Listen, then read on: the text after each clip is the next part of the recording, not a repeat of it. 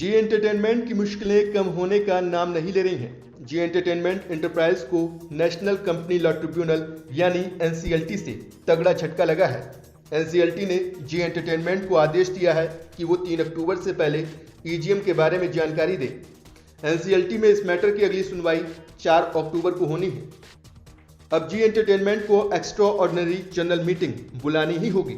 EGM में Invesco Puneet Goenka को हटाने की मांग करेगी, साथ ही नए बोर्ड सदस्यों को नियुक्त करने की कोशिश करेगी। अगर शेयरधारकों ने इन्वेस्को का साथ दिया तो जी एंटरटेनमेंट एंटरप्राइज के एमडी पुनीत गोयनका की छुट्टी हो सकती है। अगर ऐसा हो जाता है तो सोनी पिक्चर्स के साथ जी की डील भी अटक जाएगी। हालांकि नया बोर्ड चाहे तो डील कर भी सकता है या नहीं भी कर सकता है, ये फैसला नए बोर्ड को लेना होगा। इन्वेस्को और ओएफआई ग्लोबल चाइना फंड कल ही जी एंटरटेनमेंट के खिलाफ एनसीएलटी गए थे। इन्वेस्को को काफी समय से ही जी एंटरटेनमेंट के बोर्ड से ईजीएम बुलाने की मांग कर रही थी।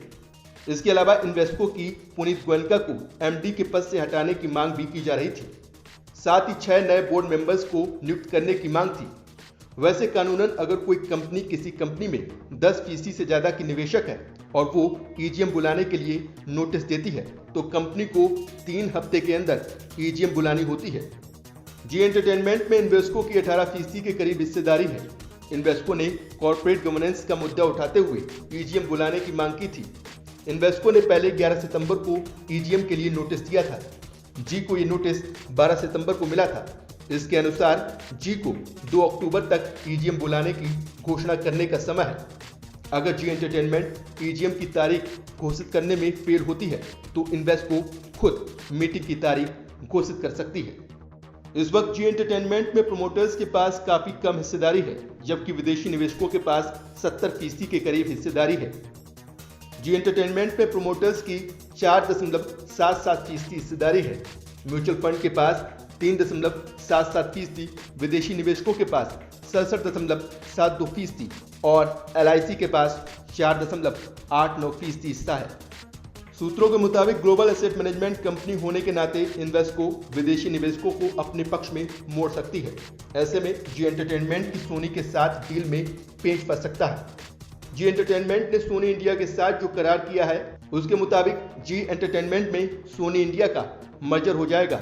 नई कंपनी में जी एंटरटेनमेंट के शेयर होल्डर्स की 47.07% हिस्सेदारी होगी, जबकि सोनी इंडिया का 52.93% हिस्सा होगा। पुनीत गोयनका मर्जर के बाद बनी नई कंपनी के 5 साल तक एमडी और सीईओ होंगे। सोनी इंडिया को नई कंपनी में मेजॉरिटी डायरेक्टर नॉमिनेट करने का अधिकार होगा। नई कंपनी में प्रोमोटर्स फैमिली के पास अपनी शेयर होल्डिंग 4% से बढ़ाकर 20% करने की स्वतंत्रता होगी। इस करार में खास बात यह है कि दोनों कंपनियां एक दूसरे के साथ कंपटीशन भी नहीं करेंगी। विलय के बाद सोनी पिक्चर्स एंटरटेनमेंट 11,605 करोड़ रुपए का नया निवेश करेगी, लेकिन अब इस डील के भविष्य पर संकट के काले बादल मंडराते नजर आ रहे हैं।